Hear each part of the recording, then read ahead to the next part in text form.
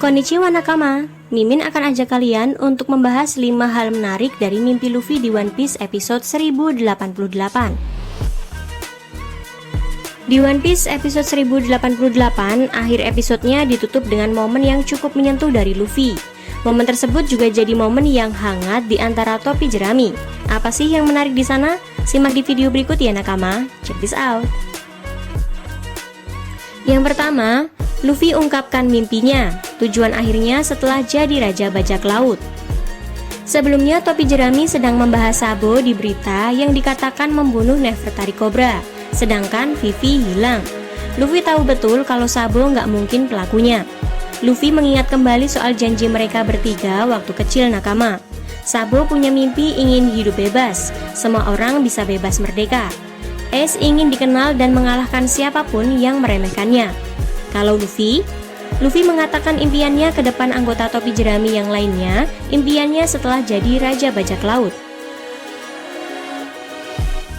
Yang kedua, mimpi Luffy itu masih misteri dan belum terungkap.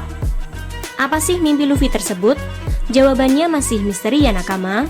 Di manga dan di anime belum terungkap soal tujuan Luffy, jadi kita belum tahu itu apa yang sebenarnya.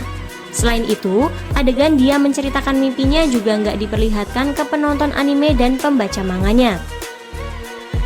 Lanjut yang ketiga, di anime diperlihatkan Luffy kecil berlari seperti di opening 1, lengkap dengan lagu VR. Di anime saat Luffy menceritakan mimpinya, adegannya adalah Luffy kecil yang berlari, bukan lari biasa. Lari di sini sama seperti Luffy yang berlari di One Piece opening pertama loh. Seakan mengingatkan kembali ya nakama. Gak hanya itu saja, lagu VR yang merupakan opening pertama pun dimainkan, tapi versi balad.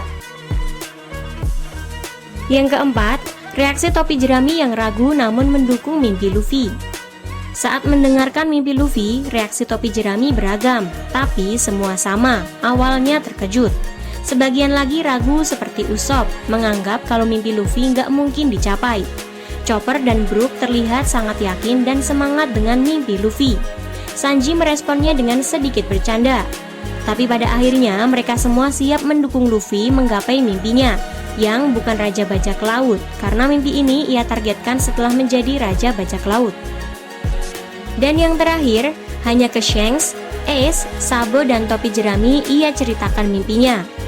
Sebelum Luffy menceritakannya ke anggota topi jerami, dia memberitahu mimpinya hanya ke 3 orang saja nakama.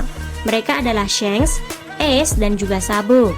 Reaksi ketiganya sama, yaitu menertawakan mimpi Luffy. Shanks bahkan sampai meneteskan air mata.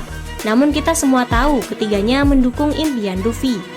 Itu dia hal menarik dari momen mimpi Luffy ini di anime One Piece episode 1088. Bagaimana menurut kalian nakama? Sampaikan di kolom komentar ya. See ya!